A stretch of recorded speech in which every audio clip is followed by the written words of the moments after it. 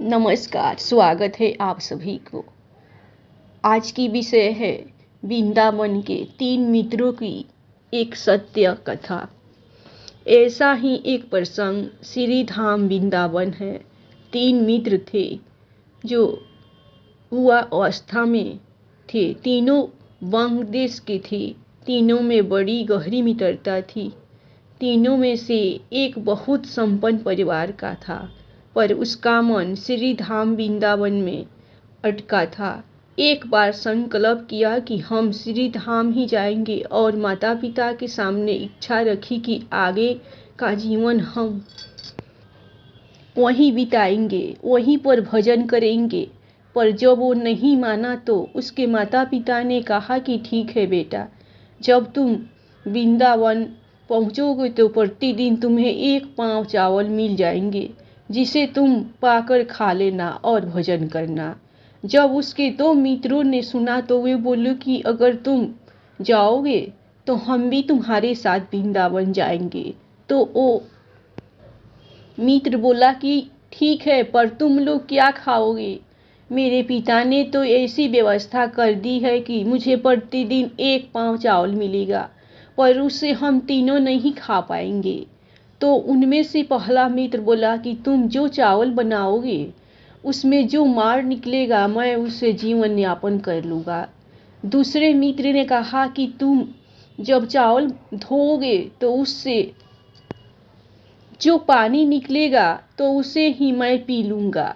ऐसे उन दोनों की वृंदावन के प्रति उत्कंठा थी। उन्हें अपने खाने पीने रहने की कोई चिंता नहीं है। तो जब ऐसी इच्छा हो तो समझना साक्षात राधा रानी जी की कृपा है। तीनों अभी किशोर अवस्था में थे। तीनों वृंदावन जाने लगे तो मार्ग में बड़ा परिश्रम करना पड़ा और भूख प्यास से तीनों की मृत्यु हो गई और वो वृंदावन नहीं पहुंच पाए।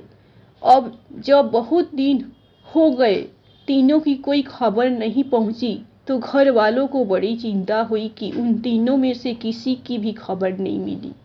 तो उन लड़कों के पिता ढूंढते ढूंढते वृंदावन आए, पर उनका कोई पता नहीं चला क्योंकि तीनों रास्ते में ही मर चुके थे। तो किसी ने बताया कि आप ब्रजमोहन दास जी के पास जाओ, वे बड़े सिद्ध संत हैं। तो उनके पिता ब्रजमोहन दास जी के पास पहुंचे और बोले कि महाराज, हमारे पुत्र कुछ समय पहले वृंदावन के लिए घर से निकले थे, पर अब तो उनकी कोई खबर नहीं है, ना वृंदावन में ही किसी को पाता है। तो कुछ देर तक ब्रजमोहन दास जी चुप रहे और बोले कि आपके तीनों बेटे यमुना जी के तट पर परिक्रमा मार्ग में वृक्ष बनकर तपस्या कर रहे हैं। वैराग्य के अनुरूप उन तीनों को नया जन्म वृंदावन में मिला है। जब वे श्री धाम वृंदावन में आ रहे थे तभी रास्ते में ही उनकी मृत्यु हो गई थी। और जो वृंदावन का संकल्प कर लेता है उसका अगला जन्म चाहे पशु के रूप या पंछी के या वृक्ष के रूप में वृंदावन में होता है। तो आपके तीनों बेटे यमुना के किनारे वृक्ष है, वहाँ परिक्रमा मार्ग में है। और ये भी बता दिया कि कौन सा किसका बेटा है। और जो वृंदावन का संकल्प कर लेता है उसका अगला जन्म चाहे पशु के रूप या पंछी के या वृक्ष के रूप में वृंदावन में होता है। तो आपके तीनों बेटे यमुना के किनारे वृक्ष है, वहाँ परिक्रमा मार्ग में है। और ये भी बता दिया कि कौन सा किसका बेटा है। बोले कि जिसने ये कहा था कि मैं चावल खाकर रहूँगा वो बबूल का पेड़ है। जिसने ये कहा था कि मैं चावल का माड़ ही पी लूँगा वह बेर का वृक्ष है। जिसने ये कहा था कि चावल के धोने के बाद जो पानी बचेगा उसे ही पी लूँगा तो वो बालक अश्व का वृक्ष है। उन तीनों का ही वृंदावन में जन्म मिल गया। उन तीनों का उद्देश्य अभी भी चल रहा है, वो अभी भी तप कर रहे हैं, पर उनके पिता को यकीन नहीं हुआ। तो ब्रज मोहन जी उनको यमुना के किनारे ले गए और कहा कि देखो ये बबूल का वृक्ष है, ये बेर का और ये अश्वत्थ का। पर उन लोगों के दिल में संकल्प की कमी नहीं थी, तो उनको संत की बातों पर यकीन नहीं किया, पर मुंह से कुछ नहीं बोले और उसी रात को वृंदावन में ही सो गए। जब रात में सोए तब तीनों के तीनों वृक्ष बने बेटे सपने में आए और कहा कि पिताजी, जो सुरमा कुंज के संत है श्री ब्रजमोहन दास जी, वो बड़े महापुरुष है, उनकी दिव्य दृष्टि है, उनकी बातों पर संदेह नहीं करना, वे झूठ नहीं बोलते हैं और ये राधा जी की कृपा है कि हम तीनों वृंदावन में तप कर रहे हैं। तो अब तीनों को विश्वास हो गया और ब्रज मोहन दास जी से क्षमा मांगने लगे कि आप हमें माफ कर दो, हमें आपकी बात पर संदेह हो गया था। सपने की पूरी बात बता दी तो ब्रज मोहन दास जी ने कहा कि इसमें आपकी कोई गलती नहीं है। तीनों बड़े प्रसन्न मन से अपने घर चले गए। प्रसंग एक संत ब्रजमोहन दास जी के पास आया करते थे।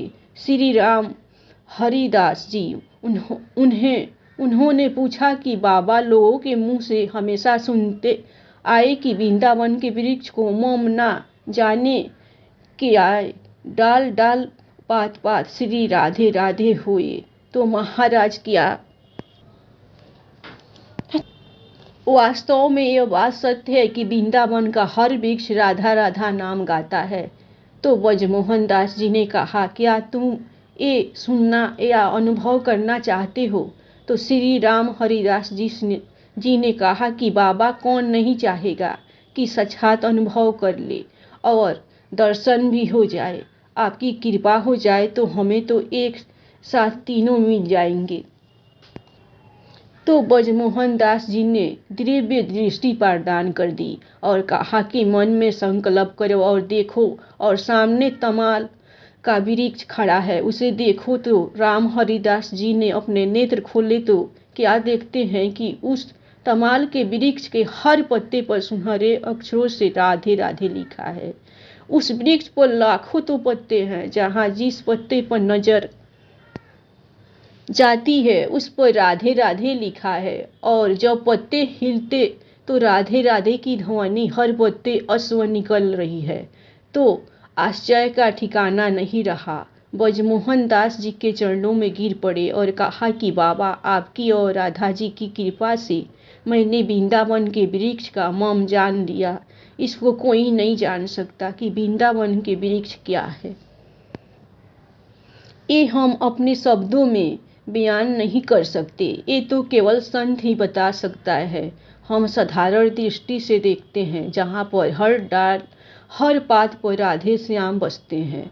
ब्रज की महिमा को कहे तो वर्ण्य ब्रज धाम, जहाँ बसत हर सांस में श्री राधे और श्याम। ब्रज रज जकू मिली गई बकी चाट ना शेष, ब्रज की चाहत में रहे ब्रह्मा विष्णु महेश। वृंदावन की महिमा के कौन अपनी एक जुबान से गा सकता? स्वयं शेष जी अपने सहस्त्र मुखों से वृंदावन की महिमा का गुणगान नहीं कर सकते हैं।